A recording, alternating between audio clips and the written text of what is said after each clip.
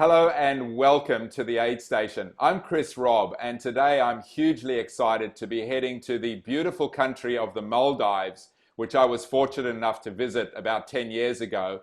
And we're going to the capital city, Male, to meet Mohammed Mirshan Hassan, who's the Senior Manager Brand and Marketing Communications at Dhiraagu, and also the race director of the Dhiraagu Maldives Road Race. Hi, how are you, Mirshan? Great to see you.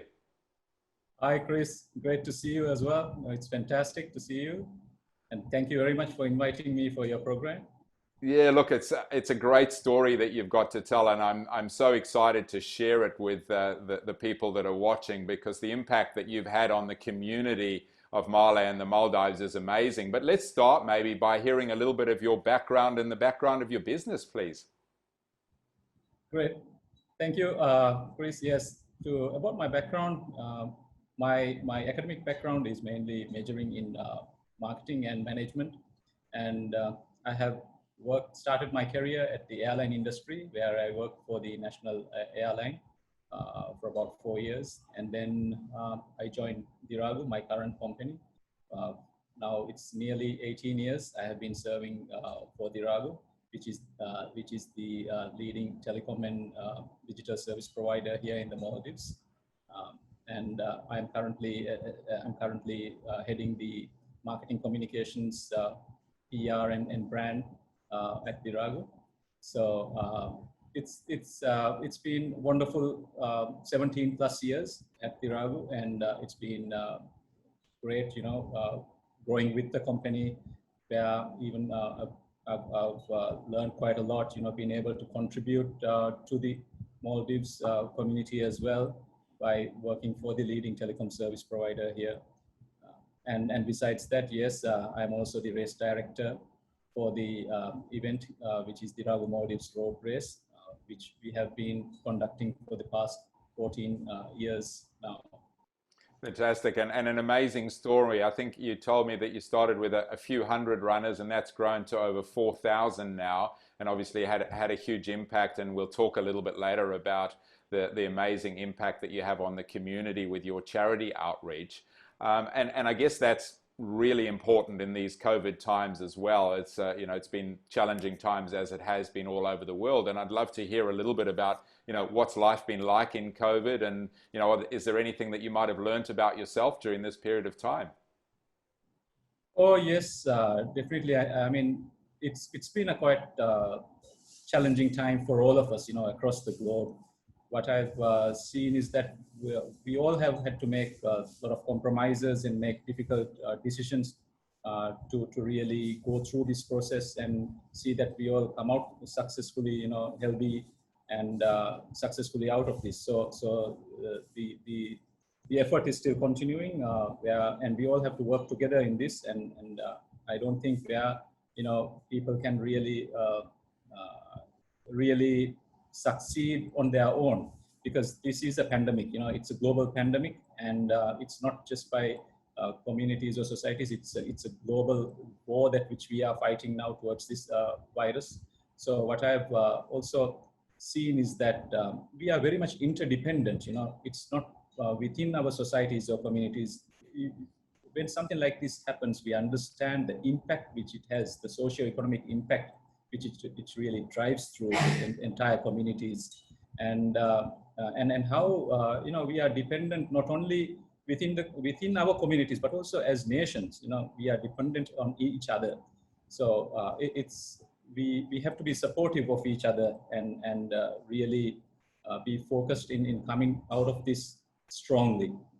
And at the same time, no matter sometimes how much we want to really expedite the digital transformation across our communities, these things may not really happen as how we may want to. But when something like this happens, naturally there are the exponential, the transformation which really happens is just tremendous. Where people rely so much on digital means. So we are very lucky here in the Maldives, because we are connected, digitally. All our islands are connected, We have 1,200 islands here in the Maldives, and out of which 200 islands there are people living, so which are inhabited islands. And out of that, about 150 plus islands are resort islands. So all these islands have high-speed internet connectivity, and Dhiraagu has enabled for the islands to be technologically bridged. And for a time like this, we see how much technology is important for us to get things done, be it remote working or remote education, or even to get our health-related things done. We all are dependent very much on technology at a time like this. Yeah, so, absolutely. Yeah. So I mean, for a small island nation like us, we are very much dependent on tourism. Tourism is the economic driver for us. So during late end of March, we had to shut down our airport, but now during mid last month, we've opened it up again, welcoming tourists here. But I mean, gradually tourists are coming here, and there are measures being put in place, with the Health Protection Agency and following the right guidelines to make this happen. So we are trying to come out of this, but as I said, I think people really need to follow the health guidelines and be responsible for their actions, making sure that they take the right precautionary actions to protect themselves and also the others within the community. The other thing what I really noticed is that remote working is not that bad. Remote working has its merits, and I see that remote working can be very productive as well. And we've been remote working for the past 4 or 5 months now, and things are just moving fast, and things are very efficient, I would say. And it's done his wonders. It's just great. So that's one of the surprising things what I've seen, that remote working can be very productive. But of course, we do miss the human interaction, where we are more, naturally as humans. I think we tend to, we would like to see the person, come into meeting rooms, meet them. But now we have all sort of adjusted to this sort of thing. Even kids are now following their classes, from home. So everything is very much remote. So yeah, it's quite a different transformation which has taken in our lives. Yeah, and talking kids, you've got 3 sons, and you were telling me you were out cycling at the weekend with them. So Male, and I hadn't realized that you were saying one of the most densely populated, if not the most densely populated city in the world. And you were saying you still get the opportunity to go out and cycle and cross the bridge onto the neighboring island. But what's it been like being with 3 young kids? Has that taken a fair bit of distraction from your work in terms of their study and so on? I should say that they've been doing pretty well, and also they know that when I'm working, not to really be disturbing me as well. So they all have got adjusted to this lifestyle, and I really appreciate for the support my family is also giving me, to make sure that I can keep focused with my work and get things done, even though I've had to be working continuously at home. Yeah, in Male during the weekends, yes, I go cycling with especially with my eldest son, because that's one thing we really look forward for. Here the weekends are Fridays and Saturdays, so we really look forward to go for early morning cycling ride, when the roads are much more quieter and there are fewer people here. So it's just fantastic. One thing at least, where we really look forward to getting out of the house during the week. Yeah, and let's talk about the race, because it's an incredible story in terms of the growth, the impact that you've had on the community, and I think it's a really great story for any brands that are watching the show. So it started, you were telling me, as an idea to promote your broadband. It was you were sitting around, as you said, promote broadband and look at what it's gone on to. So maybe just tell us a little bit about how the idea came about and the impact that you've created on the community, please. That's right. It's a quite amazing journey, when we look at it now, because it's now 14 years since the inception of this race.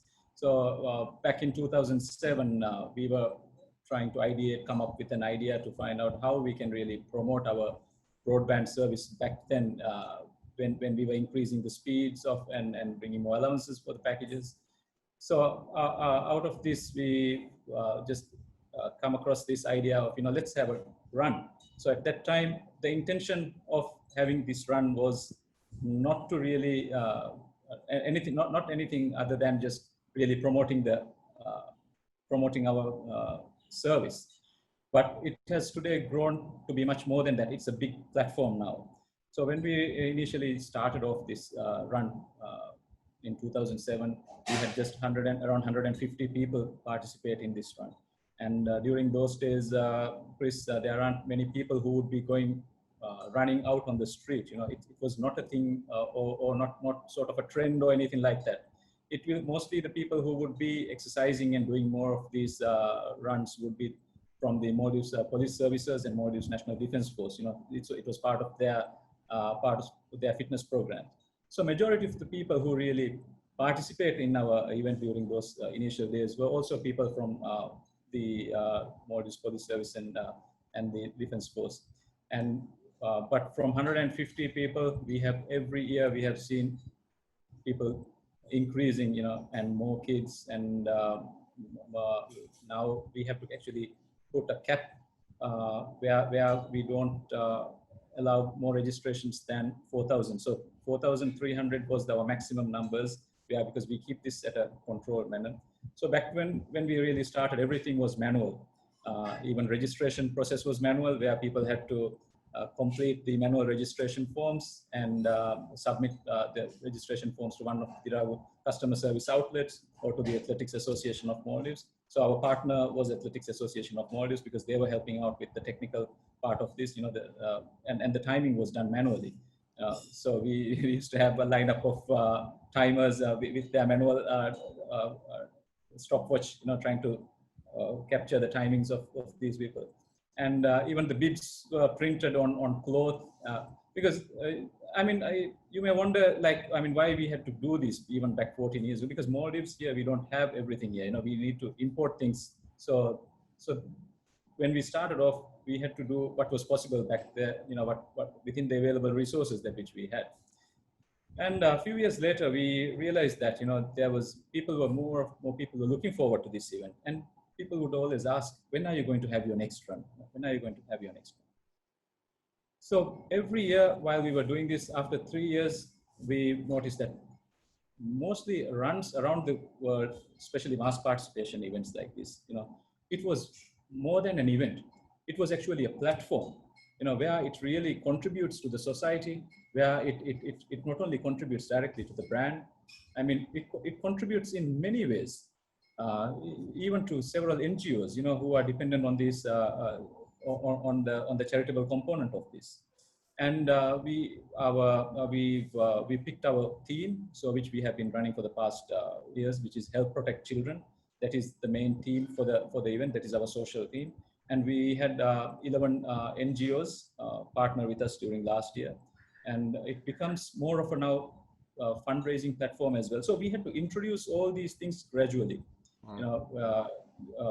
Even because people did not understand the concept of really at that time, people did not understand the concept of fundraising, because an organization or a brand like Dhiraagu was doing that. So people thought that this was more to promote the brand. But of course, the brand also gets promoted. But at the same time, it has created several runners.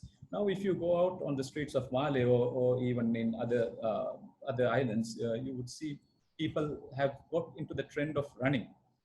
Early morning, there are so many people jogging around. And now, since we've started actually this run, and we've seen several other events come in place.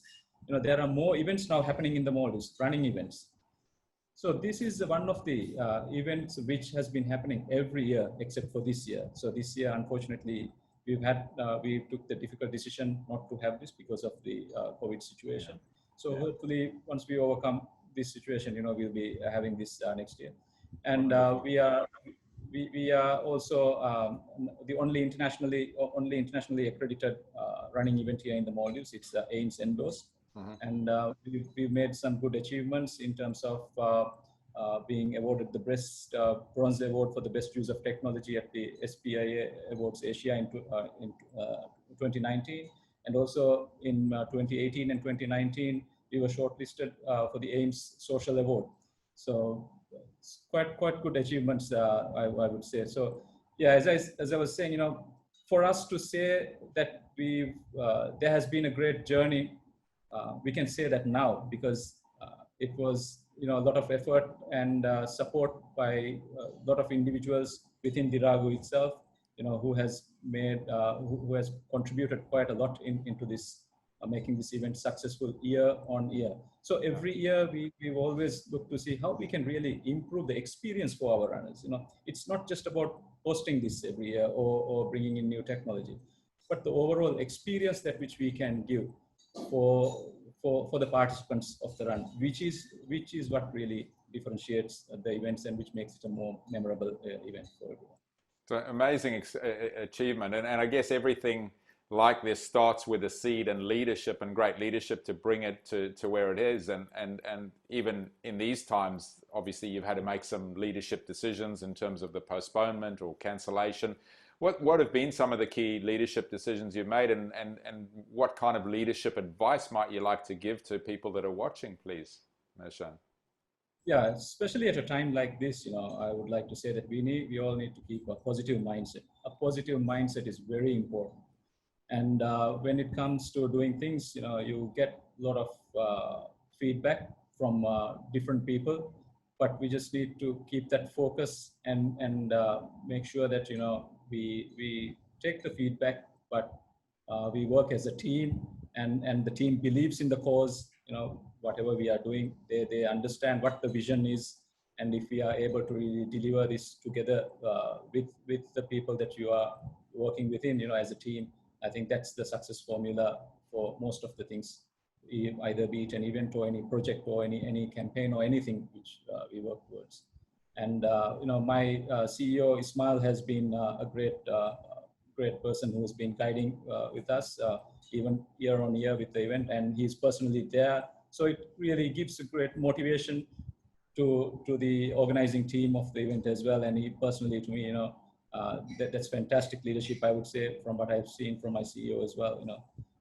So I've had some great leaders with whom I've also worked with, from whom I've also learned things as well. So we need to really empower our people.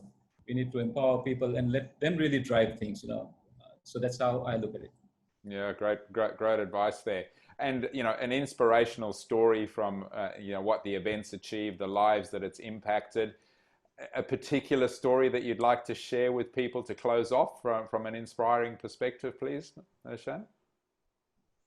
Yeah, so I would like to reflect back on our journey, on especially on this event.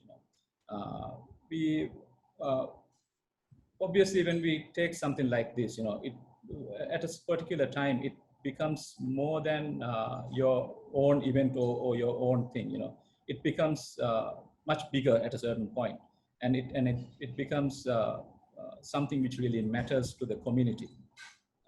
And of course, we do get various challenges, but we try to really overcome through these challenges with proper planning, and always trying to work ahead and make sure that things are done with the right intention. Intention is very important when we are really trying to, whatever goal it is we are trying to achieve, the intention of the goal. So as long as the intention is correct, I think we will be able to get most of the things done very effectively and in a way which would really be helpful for the rest of the people as well. That's great advice and a great note to finish. Mirshan, we could speak for ages more. It's a wonderful story, and I wish you all the very best. Obviously, it's it's a bit of a pause year this year. I know you've got aspirations to go from, you know, beyond the 5K and the 10K to possibly a half marathon. And for those that are watching, you know, we were talking before about your cycling. I mean, it's literally about a 5K lap around the whole of Male. So, you know, incredible achievement. Congratulations again. And thanks for making the time. Look forward to coming and visiting your beautiful country again and seeing you in Male. Thanks so much. Thank you. Thank you very much. And Chris, I would also like to tell your viewers that, you know, Maldives is not just only a holiday destination. There are so many other things also where they can really look forward for. Even there are a few other running events, you know, besides the Dhiraagu Maldives road race, there are other running events. So in future, they will see more events where they can really make it a point to come and participate in one of these events as well. You know, we would really like to see people coming and join our events here in the Maldives. Wonderful. Great message to end on. Thanks so much. Thank you very much. Thank you. Bye.